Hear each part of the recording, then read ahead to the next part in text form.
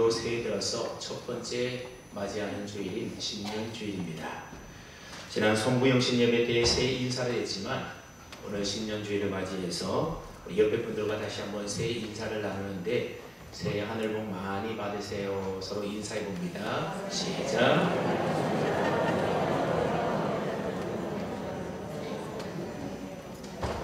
방금 인사했던 것처럼 2020년도 새해는 여러분의 가정과 자녀들과 또 목장과 봉사 가운데 하나님의 은혜와 복이 충만하시기를 주님의 이름으로 축복합니다. 무엇보다 저와 여러분 모두가 올 한 해 동안 우리에게 원래 표어처럼 우리도 예수님처럼 부지런히 말씀을 배우고 가르치는 일에 힘쓰고 또 영혼 구원하기 위해서 열심히 복음을 전파하는 일에 힘쓰고 더 나아가서 목장에서 삶 나눔을 통하여 치유하고 회복하는 일에 우리 모두가 좀 열심을 내는 한 해가 되었으면 좋겠다 생각을 해봅니다. 여러분 해마다 새해 첫 주가 되면 우리 성도님들에게 어떤 말씀으로 축복해 줄까 그런 고민이 늘 있습니다.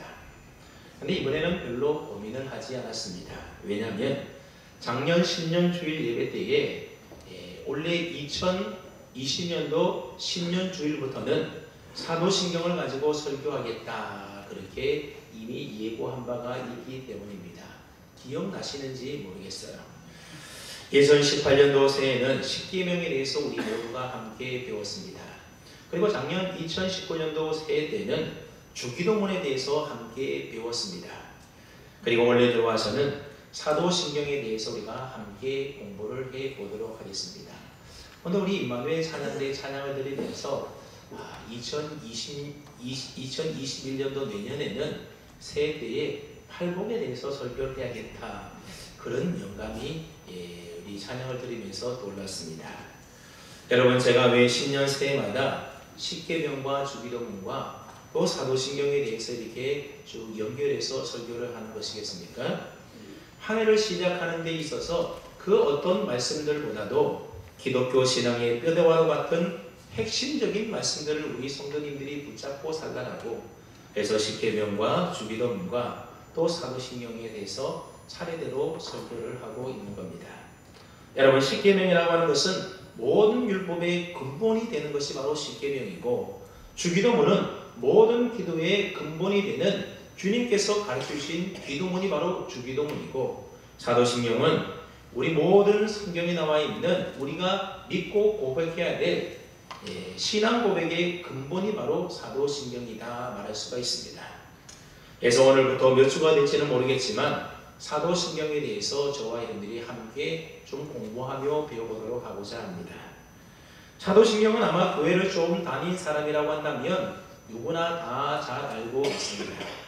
오늘처럼 매주 예배 때마다 빠지지 않고 우리들은 사도신경을 외우고 또 내 신앙으로 고백을 합니다. 근데 우리 약점 중에 하나가 뭔가 하면 친숙하면 할수록 막상 잘 모를 수 있다라고 하는 겁니다. 왜냐하면 친숙하면 그 의미를 잘 모른다 하더라도 그냥 잘 할 수 있기 때문에 그 의미가 무엇인지에 대하여 깊이 생각하지 않는 경향들이 있습니다. 사도신경이 다 그렇습니다. 주일 예배 순서에 항상 있다 보니 우리는 아무 생각 없이 의미도 없이 그저 습관적으로 사도신경을 암송하는 경우들이 참 많이 있습니다. 그래서 교회를 오래 다닌 분들 가운데도 사도신경을 줄줄 외우기는 하지만 정작 그 의미가 무엇인지에 대하여 잘 모르는 분들이 참 많이 있습니다. 사도신경의 각 문장과 단어는 알아도 단어와 단어 사이의 관계 그리고 문장과 문장과의 관계를 모르는 경우들이 태반이라는 겁니다. 가장 단순한 예로 거룩한 공교회가 무엇을 뜻하는지 그렇게 물어보게 되면 제대로 이해하고 답하는 사람이 드물다라는 겁니다.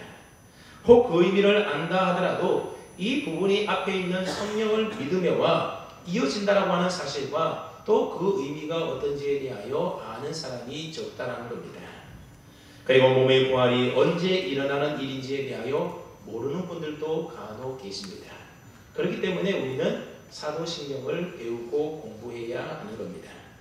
여러분 사도신경은 예배 때에 주문 외우듯이 암송하는 것 자체가 목적이 아니라는 겁니다. 암송은 그 의미를 분명히 이해하고 암송할 때에 암송하는 의미가 생기게 되는 겁니다. 그렇지 않고 그저 암송만 계속 하다 보게 되면 다른 종교에서 하는 하나의 주문과도 똑같게 된다라고 하는 겁니다.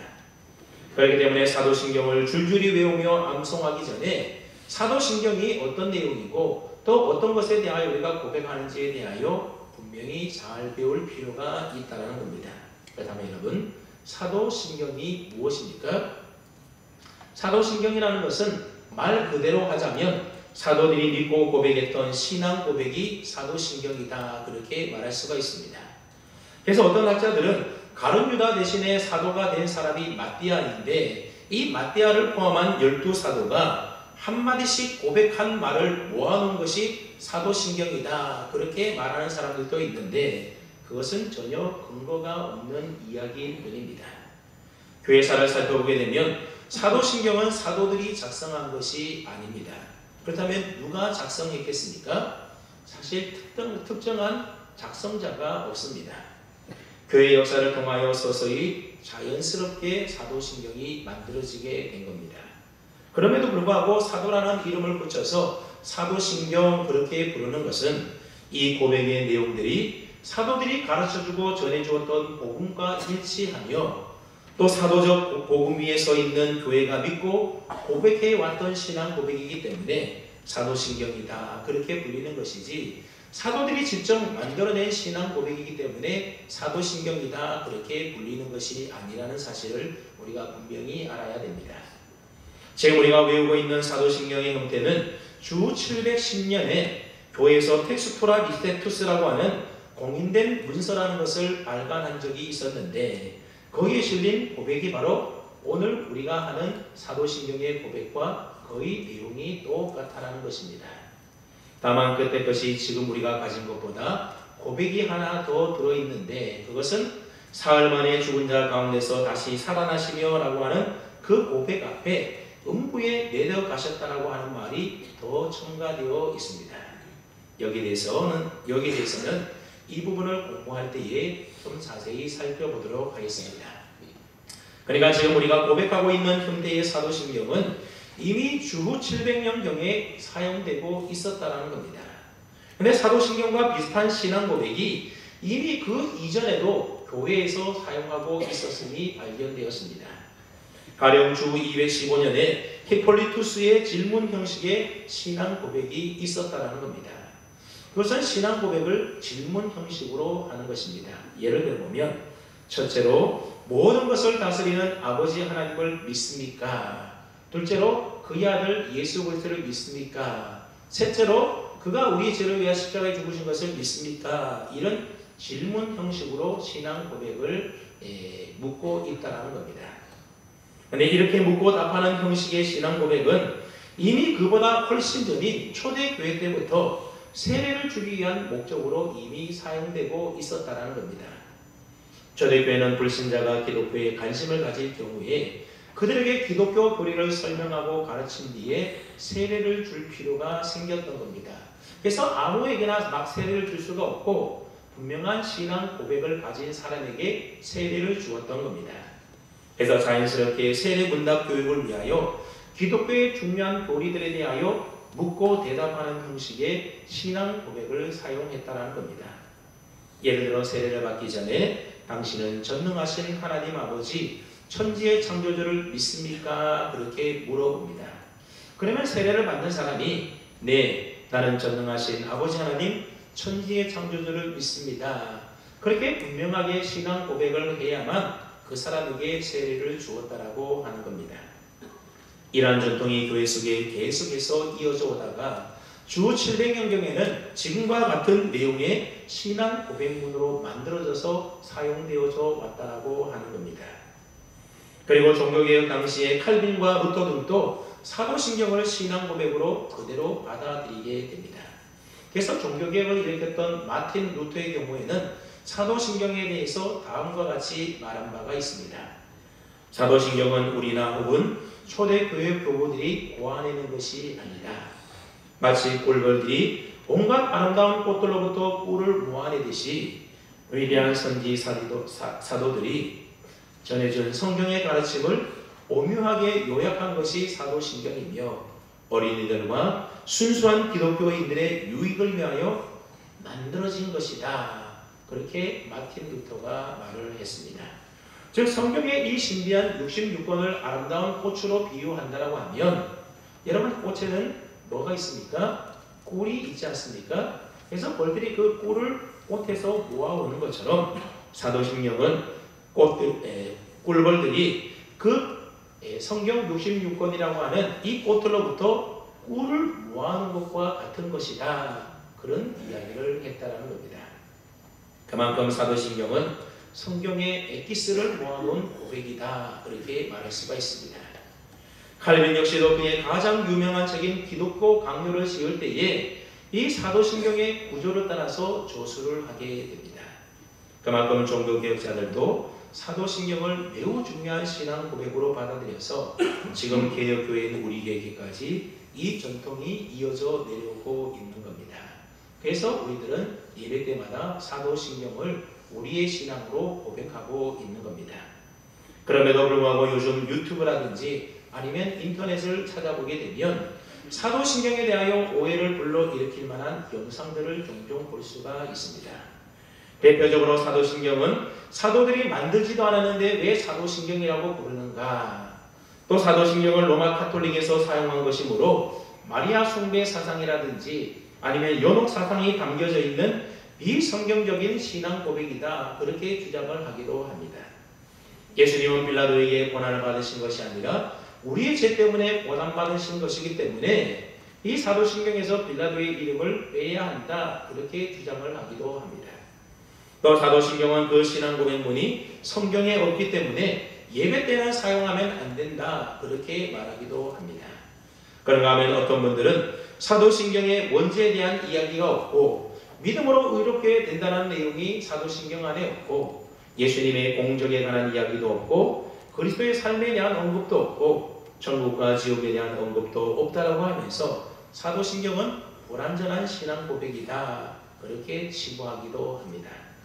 또 어떤 분들은 하나님에 대해서 단 한 줄로 사도신경은 설명하고 있고 성령에 대해서는 단 한마디만 말하고 있기 때문에 불완전한 신앙 고백이다. 그렇게 주장하기도 합니다. 그래서 신천지 경우에는 이런 것들을 이용해서 사도신경을 고백하는 교회들은 거짓 교회다. 그렇게 음해하고 있다는 겁니다. 하지만 여러분, 우리는 이런 오해에 속지 말아야 되는 겁니다. 바른 정보를 가지고 있어야 됩니다. 여러분 유튜브에 보면 우리가 진리가 되는 성경적인 복음의 진리에 맞는 그런 내용들도 많이 있지만 많은 경우에는 잘못된 이단이라든지 잘못된 거짓된 정보, 가짜 뉴스와 같은 그러한 거짓 복음이 있는 경우도 많기 때문에 우리가 잘 구분해서 볼 필요가 있습니다. 어쨌든 앞서도 얘기했듯이 사도신경은 사도들이 작성하고 만든 것이 분명히 아니라고 했습니다. 사도들이 가르치고 전했던 복음의 내용과 일치된 신앙 고백이라는 의미에서 사도신경이다. 그렇게 부르고 있다는 겁니다. 그리고 마리아 숭배나 연옥 사상과 같은 타락한 로마 카톨릭은 중사시대 때에 형성되었던 것들입니다. 하지만 사도신경은 그런 사상이 생겨나기도 훨씬 전인 초대교회 역사 속에서 사도적 복음에 따라서 자연스럽게 나타난 것들이라는 겁니다. 그러므로 사도신경을 카톨릭에서 고백한다고 해서 사도신경이 카톨릭의 것이다. 근거 없는 오해를 해서는 안 된다는 겁니다. 다만 카톨릭에서 사도신경을 번역하면서 사용된 단어들과 그것을 자신들의 교리에 맞도록 해석하는 데 있어서는 분명히 문제가 있다고 생각을 합니다. 그것은 사도신경 내용 자체에 문제가 있다기보다는 그것을 자신들의 교리에 맞게끔 해석하는 카톨릭 교회의 문제다. 그렇게 말할 수 있는 것입니다. 그리고 사도신경 안에는 성경의 모든 내용을 다 담은 것이 아니다 하더라도 우리의 신앙을 고백하는 고백문으로서는 전혀 부족함이 없는 것입니다. 사도신경의 신앙 고백으로도 우리는 충분히 성경적 그리스도인으로서의 신앙 고백을 할 수가 있는 것입니다. 물론 앞으로 살펴보겠지만 암송을 위한 목적으로 아주 함축된 짧은 말로 구성되어 있다 보니 의미상 부족한 부분이 있는 것이 사실이었습니다. 그럼에도 불구하고 종교개혁자들이 말했던 것처럼 여러분 아이를 목욕시켰으면 통 속에 있는 물만 버려야 되지 통 속에 있던 아이까지 버리면 어떻게 되겠습니까? 그래서 한국교회가 개혁개정판 성경을 새롭게 발행하면서 이전에 사용했던 사도신경의 좀 부족한 부분들을 보충하고 수정해서 새롭게 번역하여서 지금 우리 교회를 비롯한 대다수의 교회들이 다 새 사도신경을 사용하고 있다는 겁니다. 그동안 사도신경에 대해서 잘 모르셨거나 또 오해하신 분들이 혹 계시다라고 한다면 이번 사도신경 공부를 통해서 정말로 중요한 기독교 교리의 기본기를 저와 여러분이 다 다질 수 있는 그런 은혜의 시간들이 될 수 있기를 바랍니다. 그다음에 여러분 교회에서 왜 이런 신앙 고백이 필요한 것이겠습니까? 우선 신앙 고백이라고 하는 것은 성경 그 자체에서도 매우 중요하게 생각하고 중요한 역할을 하고 있다는 것을 성경이 우리에게 가르쳐주고 있습니다. 예를 들어 마태복음 16장 16절 말씀에 보면 베드로가 고백했던 신앙 고백이 나오는데 여러분 한 분이 함께 마태복음 16장 16절을 읽어볼까요? 시작!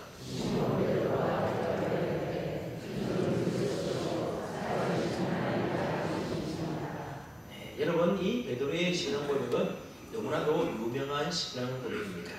여러분 베드로의 이 신앙 고백은 예수님께서 너희는 나를 누구라고 하느냐라고 하는 이 예수님의 질문에 대한 베드로의 답변이었습니다. 예수님이 누군가에 대한 이 베드로의 고백이 얼마나 중요했으면 예수님께서는 베드로의 이 신앙 고백 위에다가 교회를 세우시겠다 그렇게 약속까지 해 주셨습니다. 그러므로 지상에 세워진 모든 교회들은 예수님에 대한 분명한 이 신앙 고백 위에다가 교회가 세워져 있어야 한다는 겁니다.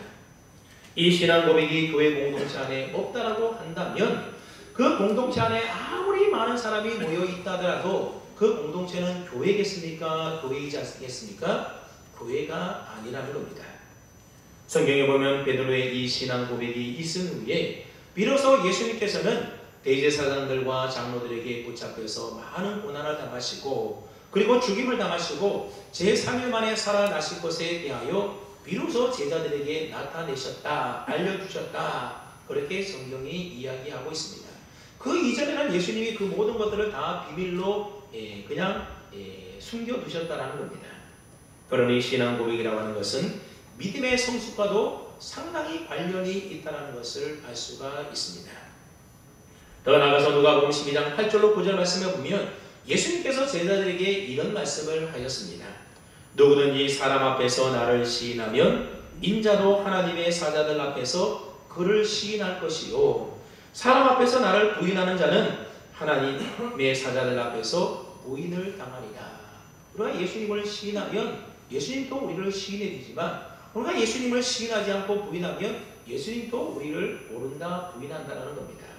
여기서 시인하다라고 하는 말은 고백하다라는 말과 똑같은 의미의 말입니다. 여러분 신앙 고백이 얼마나 중요한 것입니까? 오늘 본문에도 보면 우리의 입으로 신앙을 고백하는 것이 얼마나 중요한지에 대하여 잘 말씀해주고 있습니다. 우리 다시 한번 오늘 본문 로마서 10장 9절 10절 의미를 생각하며 또 함께 읽어봅니다. 시작!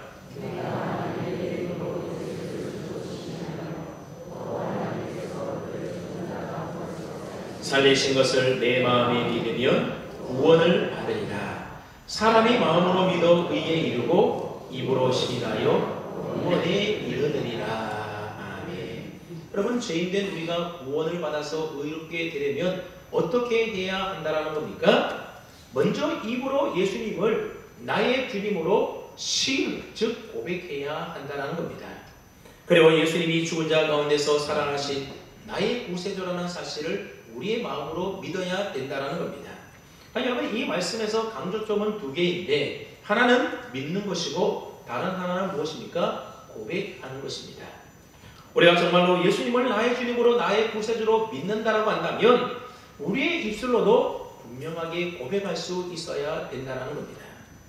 예수님을 믿어도 다른 사람들 앞에서 고백하지 못한다고 한다면 그 믿음은 참 믿음이 아닌 것입니다.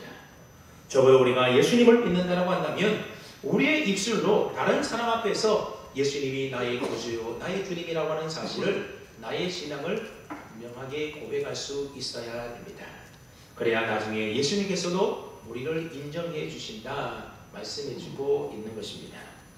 이와 같이 성경을 보면 우리 믿는 사람들은 반드시 자신의 신앙을 고백해야 한다는 것을 우리에게 가르쳐 주고 있는 것입니다. 그래서 우리 기독교는 초대교회 때부터 우리가 무엇을 믿고 고백할 것인지에 대한 기독교 교리의 고백인 사도신경이 자연스럽게 만들어지게 되었다는 겁니다. 그럼 이제부터 사도신경의 서론을 마치고 사도신경의 구체적인 내용들을 하나씩 살펴보도록 하겠는데요. 오늘은 첫 시간이어서 사도신경의 맨 앞에 나와 있는 첫 구절을 우리가 한번 살펴보고자 합니다. 여러분, 우리말로 된 사도신경은 어떻게 시작이 됩니까? 나는 이라는 말로 시작하는데, 나는 전능하신 아버지 하나님 천지의 창조주를 믿습니다. 이렇게 시작되고 있습니다. 여기 보면 믿습니다라는 말이 한국말의 어순상 이 문장의 맨 뒤에 있는 것을 보게 됩니다. 근데 라틴어로 된 사도신경의 원문을 보게 되면 끄레도라는 말이 맨 앞에 나와 있는데, 이 라틴어로 된 끄레도라는 말이 무슨 뜻인가 하면 나는 믿습니다, 그런 의미의 말입니다. 그러니 사도신경은 나는 믿습니다 이 고백으로 시작하고 있다는 겁니다. 그래서 영어 사도신경에도 보게 되면 I believe in, 나는 무엇에 대하여 믿습니다, 이렇게 시작하고 있습니다. 근데 여기서 우리가 좀 주의 깊게 살펴볼 것은 이 말의 주어가 뭐냐라는 겁니다. 우리라고 하는 복수가 아니라 나라고 하는 1인칭 단수가 사용되고 있습니다. 여러분, 예수님께서 가르쳐주신 주기도문은 하늘에 계신 우리 아버지 해서 여기 보면 우리라고 하는 1인칭 복수가 사용되고 있는데, 사도신경은 나라고 하는 1인칭 단수가 사용되고 있다는 겁니다. 그러니 사실 사도신경이라고 하는 것은 교회 공동체의 신앙 고백이라기보다는 그 공동체 안에 속해 있는 우리 개개인, 즉 나의 신앙 고백이라 말할 수가 있는 겁니다. 그래서 새롭게 번역된 사도신경에 보게 되면 이전의 사도신경과 가장 많이 확 바뀐 것이 뭔가 하면 나는이라고 시작하는 문장이 생겨나게 되었다는 겁니다. 여러분, 그 이전의 사도신경을 보면 나는이라고 하는 주어가 없었습니다. 그런데 이제 새롭게 사도신경이 바뀌면서 나는이라는 말이 붙게 되었는데, 나는 전능하신 아버지 하나님 천지의 창조주를 믿습니다, 나는이라는 말이 붙고, 그 다음에 나는 그의 유일하신 아들, 또 여기도 보면 그 믿는 주체가 나라고 밝히고 있고, 또 나는 성령을 믿으며, 여러분 이처럼 우리가 사용하는 새 사도신경에는 믿는 주체인 나를 보다 분명하게 고백하고 있다라고 하는 사실입니다. 다시 말해서 신앙 고백을 하는 믿음의 주체가 누구여야 한다는 겁니까? 바로 나여야 한다는 겁니다. 부모나 친척이나 친구나 사랑하는 그 누구 때문이 아니라 내가 믿는 것입니다. 모태신앙이 있는 분들은 부모님이 믿으니까는 어렸을 때부터 자연적으로 교회에 나가서 신앙생활하다 보니 당연히 자신들은 하나님을 믿고 예수님을 믿는다, 그런 생각을 하게 됩니다. 그러나 한 번쯤은 내가 정말로 하나님을 온전히 믿고 예수님을 믿는, 그래서 내가 구원을 받았는지에 대하여 모태신앙이 있는 분들은 한 번쯤은 점검해 볼 필요가 있습니다. 어느 순간 부모님으로부터 독립해서 우리가 가정을 꾸리고 독립해서 분가해서 사는 것처럼 우리의 신앙도 마찬가지라는 겁니다. 부모님의 신앙으로부터 떠나서 나 자신의 믿음을 가지고 하나님 앞에 온전히 고백하는 우리 각자의 믿음으로 신앙생활을 해 나가야 되는 것입니다. 그래서 어떤 일이 있어도 흔들리지 않는 나 자신의 믿음의 고백이 우리 모두에게 분명히 있어야 하는 겁니다. 그러므로 신앙 고백을 할 때 나는 믿습니다라고 하는 이 내가 믿는다라고 하는 신앙 고백은 너무나 중요한 것입니다. 물론 내가 무엇을 믿는지 믿음의 내용도 참 중요한 일이겠지만, 아무리 중요한 믿음의 내용이라 하더라도 내가 믿지 않고 내가 고백하지 않는다면 그 좋은 믿음의 내용은 나와는 아무런 상관이 없는 일이 되는 것입니다. 내가 믿어야만 그것이 내 것이 되는 겁니다. 그리고 내게 확신이 찬 믿음이 없다고 한다면 나는 믿습니다, 그렇게 고백할 수가 없습니다. 그렇기 때문에 나는 믿습니다라고 하는 이 사도신경의 첫 소절은 확신에 찬 믿음의 신앙 고백이다 말할 수가 있습니다. 초대교회 때 세례를 받을 때에 어둠의 권세에서 해방되어 하나님 나라를 향하여 새로운 몸을 감행했던 사람들의 희망찬 고백이 바로 나는 믿습니다 라고 하는 사도신경의 고백이었던 겁니다. 얘들은 마지못해서 억지로 나는 믿습니다 그렇게 고백한 것이 아니라 자기 스스로의 확신에 찬 결단을 가지고 나는 믿습니다 그렇게 신앙 고백을 했던 겁니다. 그럼 오늘 우리들도 사도신경을 고백할 때에 나 스스로 분명한 믿음의 확신을 가지고 나는 이런 것을 믿습니다. 나는 하나님을 믿고 하나님이 전능하신 것을 믿고 하나님이 나의 아버지인 것을 믿고 천지의 창조주인 것을 믿습니다. 이런 분명한 믿음의 고백을 내가 할 수 있어야 하는 겁니다. 아무리 사도신경을 유창하게 줄줄이 암송한다 하더라도 우리가 고백하는 신앙의 내용에 대한 믿음의 확신이 없이 우리가 외운다고 한다면 그것은 다른 종교의 주문과 다를 바가 없는 것입니다. 가끔 어떤 분들을 보게 되면 사도신경의 내용뿐만 아니라 성경에 기록된 말씀들이 잘 이해가 되지 않아서 인간의 이성적으로 생각해 볼 때, 상식적으로 생각해 볼 때 도무지 하나님의 말씀이 이해가 되지 않아서 믿지 못하겠다 그런 분들이 있습니다. 여러분 우리 주변에도 그런 분들 있지 않습니까? 내가 정말로 믿고 싶은데 이게 믿어지지 않아서 이해가 되지 않아서 믿지 못하겠다는 겁니다. 예를 들어서 예수님께서 무리를 걸으셨다든지 또는 물고기 2마리와 보리떡 5개로 5,000명을 먹이셨다는 이 말씀이 도대체 인간의 상식과 이성으로 이해가 되지 않기 때문에 그것을 믿지 못하겠다는 겁니다. 여러분들은 어떻습니까?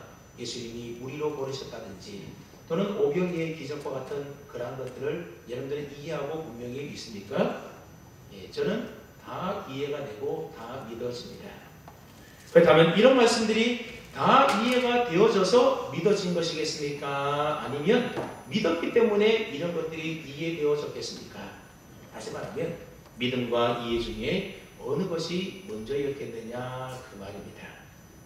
고대 때부터 중세까지 이어진 신학계의 가장 대표적인 논쟁이 하나 있는데 그것은 바로 안셀름이라는 사람과 아벨라드라고 하는 사람 사이에 벌어졌던 믿음과 이해에 관한 논쟁입니다.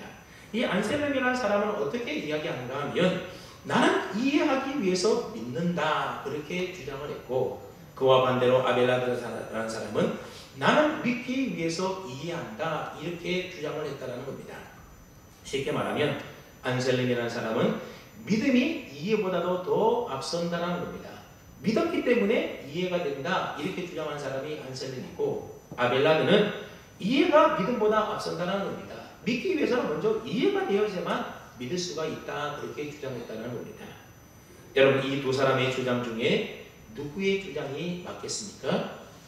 한동안 이해가 믿음보다 앞선다라고 주장했던 이 아벨라드의 주장이 기독교 역사의 주류를 이룬 적이 있었습니다. 그러나 오랜 진통 끝에 교회와 신학계는 믿음이 이해보다 더 앞선다라고 하는 안셀름의 손을 들어주었습니다.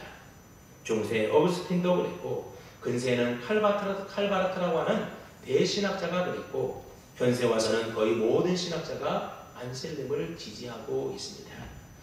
여러분 우리가 얼핏 생각해 보면 인간의 이성과 논리에 이해가 되어져야만 그것을 믿을 수 있을 것 같지 않습니까? 물론 세상적인 것들은 다 그렇게 해서 믿어집니다. 그래서 논증이 되어지고 검증이 되어져야만 즉 이해가 되어져야만 그것을 진리로 믿게 되는 것입니다. 그런데 신앙의 세계, 영적인 세계는 이해보다도 믿음이 더 우선되어져야 한다는 겁니다. 우리가 하나님을 이해해서 믿는 것이 아니라 하나님을 믿기 때문에 하나님이 행하신 성경에 나와 있는 그 모든 내용들을 우리가 이해하게 되는 것입니다. 오병이의 기적도 이성적으로 논리적으로 이해되어서 믿는 것이 아니라 예수님이 하나님의 아들이라는 사실을 우리가 먼저 믿기 때문에 그 내용이 이해되어지는 것 아니겠습니까? 사도신경 역시 이러한 전통 아래서 확립되어진 것이라는 겁니다. 우리가 앞으로 살펴보게 될 사도신경의 내용을 논리적으로 다 이해해서 확실히 찬 믿음의 고백을 하는 것이 결코 아니라는 겁니다. 예수님께서 성령으로 잉태되어 동정녀에게서 탄생하셨다. 이러한 사도신경의 내용은 여러분 쉽게 인간의 이성으로 논리적으로 이해가 되고 설명할 수 있는 내용이 아닌 것입니다. 그러나 우리는 예수님을 분명히 믿기 때문에 나는 그 사실에 대하여 확실히 믿습니다. 확신에 찬 믿음의 고백을 할 수가 있는 것입니다. 사실 우리가 하나님을 믿는다고 하는 것은 참 쉬운 일이 아닌 것입니다. 왜냐하면 하나님은 볼 수도 없고 만질 수도 없는 존재이기 때문에 선뜻 그 하나님을 믿는다고 하는 것은 매우 어려운 일이 아닐 수가 없는 겁니다. 특별히 인간은 매우 유한하며 매우 연약한 존재이지 않습니까? 그렇기 때문에 하나님을 연구한다는 것 그 자체가 매우 힘들 뿐만 아니라 우리가 이해할 수 없는 말들로 하나님을 설명한다는 것은 사실 불가능 그 자체라는 겁니다. 그렇기 때문에 우리 인간이 하나님이라는 존재를 알고 그 존재를 믿는다고 하는 것은 매우 힘든 일인 것입니다. 그래서 흔히 인간이 하나님을 알고자 하는 그 노력을 가리켜서 시각장애인이 코끼리를 만지는 것에 비유하곤 하는 겁니다. 여러분, 시각장애인이 거대한 코끼리를 만지는데 여러분, 코끼리를 만질 때 어떻게 만지겠습니까? 잘 보이지 않으니까 손으로 만져보는 겁니다. 그래서 자신이 손을 대고 더듬는 부위에 따라서 코끼리의 모습이 달라지게 된다는 겁니다. 다리를 만진 사람은 코끼리는 기둥이다 그렇게 말할 것이고, 귀를 만진 사람은 코끼리는 부채다 그렇게 말할 것이고, 코를 만진 사람은 부드럽고 굵은 파이프다 그렇게 각기 다르게 말한다는 겁니다. 그러니 유한한 인간이 영원하신 하나님을 이해한다고 하는 것은 마치 시각장애인이 코끼리를 만지는 것처럼 사실 어떻게 보면 무모한 일인 것입니다. 그래서 성경에서도 내가 믿나이다, 나의 믿음 없는 것을 도와주소서 그렇게 외쳤던 겁니다. 하나님께서 우리 인간들에게 먼저 손 내밀어서 자신을 계시하고 보여주지 않는다고 한다면 우리 인간 스스로의 힘으로는 결코 하나님을 이해하거나 하나님을 믿거나 알 수가 없는 것입니다. 어떻게 할 도리가 없습니다. 더군다나 오늘날에는 급변하는 시대정신과 세속주의와 사람들의 무관심으로 인해서 하나님에 대한 고백이 점점 더 어려워지는 시대 속에 살아가고 있습니다. 그럼에도 불구하고 저와 여러분들이 이렇게 하나님을 믿고 있다고 하는 사실은 참으로 놀라운 은혜요 축복이 아닐 수가 없는 겁니다. 그러므로 이해가 되지 않아서 믿지 못하겠다라고 하는 분들은 먼저 나의 믿음 없는 것을 도와주시옵소서, 나에게 믿음을 주시옵소서, 그렇게 하나님의 은혜를 먼저 구할 수 있기를 바랍니다. 그래서 저와 여러분 모두가 확신에 찬 믿음을 가지고 나는 믿습니다, 그렇게 신앙 고백을 분명히 할 수 있어야 하는 겁니다. 1999년 4월 20일 미국 콜로라도주에 있는 콜럼바인 고등학교에서 끔찍한 총기 난사 사건이 일어났습니다. 이 학교에 다니던 에릭과 딜런이라고 하는 두 학생이 총기를 난사해서 13명을 사살하고 23명에게 부상을 입힌 후에 자기들도 자살하는 비극적인 사건이었습니다. 그런데 이 비극 가운데 살아남은 한 여학생의 증언에 의하면 놀라운 이야기 하나가 있습니다. 범인들이 총기를 들고 와서 학생들에게 난사를 할 때에 그곳에 17살 된 캐시 버넬이라고 하는 한 여학생이 있었습니다. 총을 들고 있던 범인 중에 하나가 그녀에게 다가가서 총구를 목에 겨누고는 그녀에게 이렇게 묻습니다. 너는 하나님을 믿느냐? 여러분, 만약 하나님을 안 믿는다라고 한다면 살 수도 있는 그런 위급한 상황이었음에도 불구하고 캐시 버넬은 똑바로 그를 쳐다보며 분명하게 대답을 합니다. Yes, I believe in God. 나는 하나님을 믿습니다. 그러자 그는 총구를 캐시의 가슴에 겨누고는 마구 총을 쏘아댔습니다. 그리고 사건이 끝난 후에 캐시의 이야기가 알려지기 시작했습니다. 미국 크리스천 10대들 사이에 Yes, I believe in God이라고 새겨진 티셔츠를 입고 다니는 운동이 시작되었습니다. 그래서 학교마다 그 옷을 입은 학생들이 국기기양대 앞에 모여서 뜨겁게 기도하기 시작했습니다. 그로 인하여 기도하는 학생들이 점점 많아지게 되었고 방황하는 10대들이 회개하고 주님께로 돌아오는 일들이 생겨났습니다. 플로리다의 한 도시에서는 약 2,500명의 10대들이 모여서 캐시 버넬을 추모하는 감동적인 신앙 고백 집회를 가지기로 했는데 이 집회의 이름 역시 Yes, I believe in God이라는 이름이었습니다. 이 집회는 마약 속에 지들어 죽어가던 미국 크리스천 10대들을 일깨워서 하나님을 믿고 고백하는 신앙 고백 운동으로 확산이 되어졌던 겁니다. 여러분, 캐시 버넬이 외친 Yes, I believe in God이라고 하는 이 신앙 고백의 말이 왜 이토록 많은 미국의 젊은 청소년들에게 도전을 주고 그들의 마음을 움직였던 것일까요? 지금껏 확실히 자신의 것이라고 믿어 의심치 않았던 그 믿음이 사실은 자신의 것이 아니었고 자신들은 거짓된 믿음을 소유하고 살았다고 하는 그 사실을 깨닫는 데서 오는 그들 스스로의 신앙적 각성에서 깨달음에서부터 비롯되었다는 겁니다. 과연 오늘 나는 죽음 앞에서 그 캐시 보네처럼 Yes, I believe in God이라고 분명하고도 확실히 찬 믿음의 신앙 고백을 할 수 있겠는가? 이러한 신앙적 각성이 그들 가운데 있었던 것입니다. 여러분, 초대교회부터 고백되어져 왔던 사도신경의 고백은 바로 이런 죽음의 순간에도 죽음을 뛰어넘어서 순교의 각오를 가지고 당당하게 외쳤던 확신에 찬 믿음의 고백이고 표현이었던 것입니다. 상황에 따라서 환경에 따라서 왔다 갔다 흔들리는 시계추와도 같은 믿음은 이 세상에 아무런 영향력을 미칠 수가 없는 겁니다. 그런 점에서 사도신경은 교리가 아닌 삶의 의미와 목적을 두는 믿음의 덩어리다, 그렇게 말할 수가 있습니다. 자, 여러분, 오늘 이후로 예배 시간이든 아니면 예배 시간이 아니든 사도신경을 고백할 때마다 습관적으로 주문 외우듯이 줄줄 암송하지 마시기 바랍니다. 이제부터는 분명하고 확신에 찬 믿음의 고백을 담아서 하나님 앞에 나는 이러이러한 것을 분명히 믿습니다, 그렇게 나의 신앙의 고백으로 암송할 수 있기를 바랍니다. 그래서 올 한 해 새해를 맞이해서 사도신경을 우리 모두가 배움으로 신앙적 각성을 하여 이러저리 흔들리는 불안한 믿음이 아닌 죽음 앞에서도 분명한 확신을 가지고 나는 믿습니다, 이렇게 고백할 수 있는 저와 여러분의 신앙이 다 될 수 있기를 주님의 이름으로 축원합니다. 아멘.